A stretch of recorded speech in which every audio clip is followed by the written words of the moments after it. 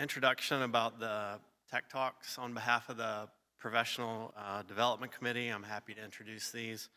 As a committee, we really spend a significant amount of time discussing, identifying, and prioritizing practice gaps from multiple sources to help our members improve the quality of pediatric surgical care.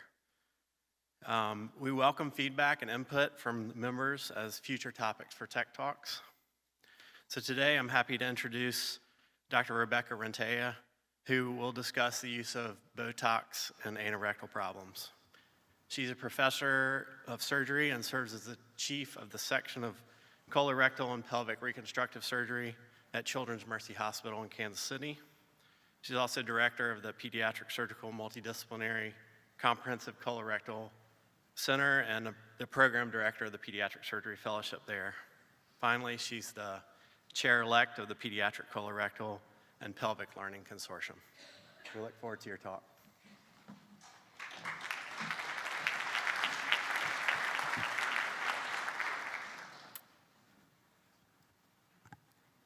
Thank you for the opportunity to present today. Honored to be here on this opening day. So today we're going to talk about Botox and anorectal issues. And the use of Botox overall is increasing, but the indications are heterogeneous, the dosing, the frequency, the practice patterns are really all over the place. So I wanted to talk about 4 utilizations that we can take home today and apply for our pediatric surgical patients. The first one is Hirschsprung disease, the second is functional constipation, third is internal anal sphincter achalasia, and finally anal fissure. For Hirschsprung disease, 65% of the episodes of Hirschsprung's associated enterocolitis, or HAEC, occur within the first year following a pull-through surgery. So the question is we know that Botox has been around for a while and can relax the anal sphincter, and it has been utilized occasionally as kind of a last-ditch effort, and some practices utilize it more frequently. But there's actually some literature now that supports and gives us direction about when Botox would best be utilized and gives us some guidance of can we prevent Hirschsprung's associated enterocolitis with anal Botox injections. So the first study looked at when Botox is injected for all children 1 month after a pull-through surgery. The episodes of enterocolitis did not change, and it essentially did not increase the time to an enterocolitis episode. When Botox was injected, so this was a study looking at the FIS database of children that received a Botox injection prior to an episode of enterocolitis, it also did not change the time to enterocolitis episode. However, when Botox is injected at the time of primary pull-through, or when the stoma is taken down and then the child is stooling from the anal opening, it does appear that there may be a delay to Hirschsprung's associated enterocolitis onset. Additionally, if Botox is injected at the end of an enterocolitis admission or during that admission, the time is extended to the reoccurrence of another enterocolitis episode significantly. So the recommendation from review of the literature here is that selective use for obstructive symptoms after ruling out mechanical causes in Hirschsprung disease is helpful, but that overall routine Botox prophylaxis in enterocolitis does not prevent the enterocolitis episode, in Hirschsprung disease does not prevent episodes of enterocolitis. For functional constipation occurs about in 10% of children, depending on what study you read, and ultimately, we need to consider Botox utilization after laxative failure. Botox breaks the cycle of withholding behavior, and ultimately, even if anorectal manometry has been performed, the baseline pressures that are resulted back after anorectal manometry do not predict the response to Botox. So putting this into practical framework, when children are sent to a surgical clinic with refractory constipation, that really means an entire evaluation of what type of stool softeners or stimulant laxatives are being utilized. And then once those have been maximized to weight-based or actually making sure that they're being taken, the recommendation really is to have earlier utilization of Botox to prevent some of the longer-term consequences, such as overflow fecal incontinence.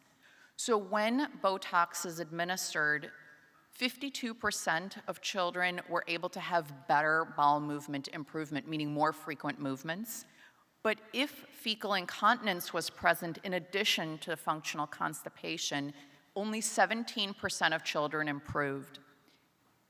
With one dose of Botox alone, 2/3 of children were able to have massive symptom improvement, but the rest, 1/3, needed frequent repeated Botox injections, somewhere in the order of 2 to 7 injections. So for best outcome, early utilization of anal Botox following maximization of laxative therapy is recommended. For internal anal sphincter achalasia, the diagnosis is simply put as on anorectal manometry, is there an absent recto-anal inhibitory reflex? And then on biopsy of a full thickness biopsy, is that normal? Essentially excluding the diagnosis of Hirschsprung disease. With internal anal sphincter achalasia, Botox injection is essentially a chemical myotomy. The best results are, again, if there's not pre-existing fecal incontinence. And there are some of the most significant improvements in ability to pass stool and gas in about 92% plus of children. So it's really a first-line therapy with a caveat that the workup has been performed to give this diagnosis of internal sphincter achalasia. For children with anal fissures, chronic fissures are often linked to high resting sphincter pressures, and Botox to the internal sphincter reduces the pressure and ultimately promotes healing of the anal fissure. While there is no superior results of Botox versus some of the other topical creams like glycerol, trinitrate, Botox is better tolerated because the symptom profile and the applications are less. There's one injection usually performed under anesthesia, and there's an 85 to 100% symptom relief.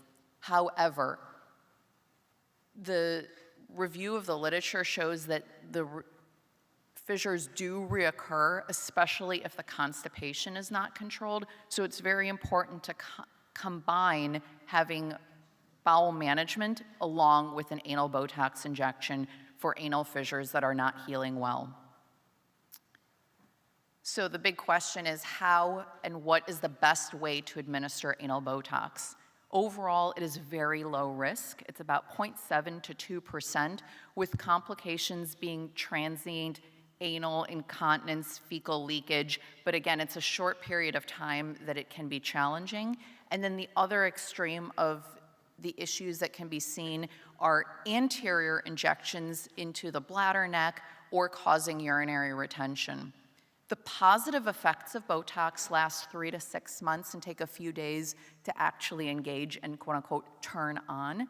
And the 6th months, even though the chemical effects are gone at around 2.5 to 3 months, at 6 months, a lot of children can have worked through their issues and either learned to stool a bit better, and it's really not understood why the positive effects can be so long-lasting.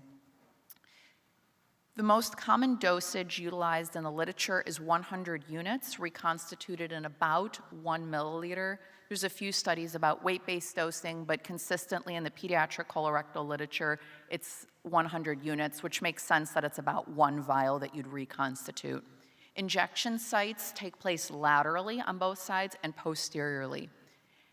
The injection is at the level of the dentate line, and this can be performed either with a Lone Star retractor or a speculum or some eversion, but essentially understanding that the sphincter area is like a cylinder and that you really want to make sure that you get through the mucosa and into the internal anal sphincter muscle. Additionally, the use of ultrasound, which would be like a hockey stick type configuration for the ultrasound probe, or nerve stimulation may help, but there are few studies, and this is a picture here that shows what the micropuncture needle looks like with ultrasound. The nerve stimulation involves essentially taking a stimulator, seeing where the muscular contraction is maximal, and then injecting Botox there. So in summary, Hirschsprung disease is utilized best as part of a management algorithm for obstructive symptoms, but prophylactic injections are not recommended and do not prevent enterocolitis episodes or delay them. Functional constipation, trialing Botox after optimizing medical management will help, especially if it is before fecal incontinence has occurred. Internal anal sphincter achalasia, this is really a first-line therapy, again, following anorectal manometry and a full-thickness biopsy to make sure that the diagnosis is appropriately anal sphincter achalasia. And then finally, for anal fissures, a lot of the literature has been extrapolated from adults, but Botox is better tolerated for symptom profile for children than a lot of the other topicals, and it's very important to control constipation. Thank you.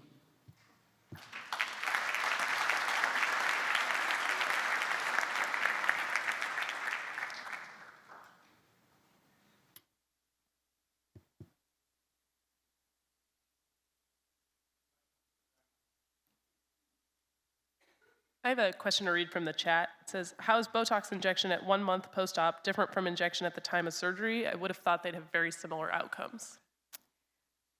So Botox injection at the time of surgery really allows, there's a component of stretching when you're doing that transanal dissection and then putting everything together.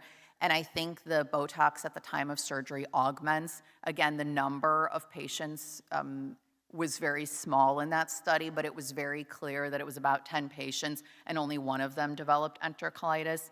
And the other study, I think it, what was noticed a little bit about the study of the 1 month routine Botox injection with exam under anesthesia, I think some children had already developed some type of obstructive symptoms, and then others were just getting the injection and necessarily didn't need it. So there's a lot of variables there.